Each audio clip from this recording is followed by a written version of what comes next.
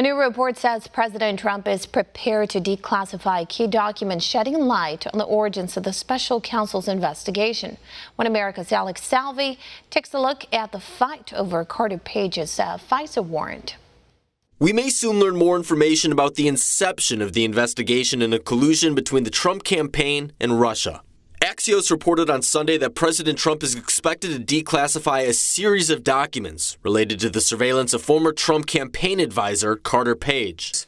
And the FBI knew everything before they went to the court to get a warrant to spy on a fellow American citizen and then to spy on the Trump campaign. The president and congressional Republicans have been pushing for the documents' release, with reports saying they could be declassified as early as this week. Page was targeted by 4 FISA warrants during the 2016 campaign over suspicions that he had ties to the Russian government.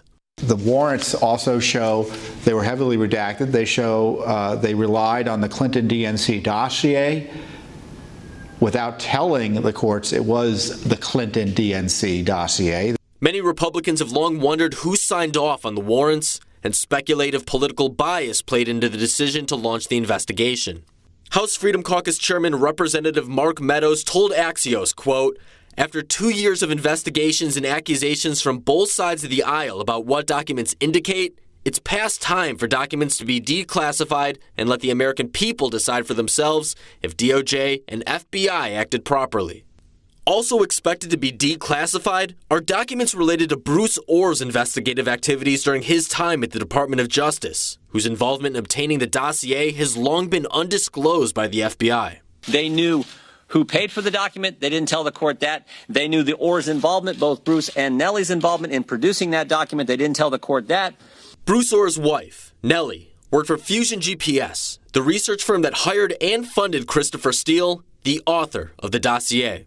Republicans on the House Intelligence and Judiciary Committees hold the position that declassified documents could prove their allegations of political bias in the decision-making process. The text and the emails may have been discovered in May of 2017, but the bias existed and was manifest a year and a half before that, all the way back to late 2015 and early 2016.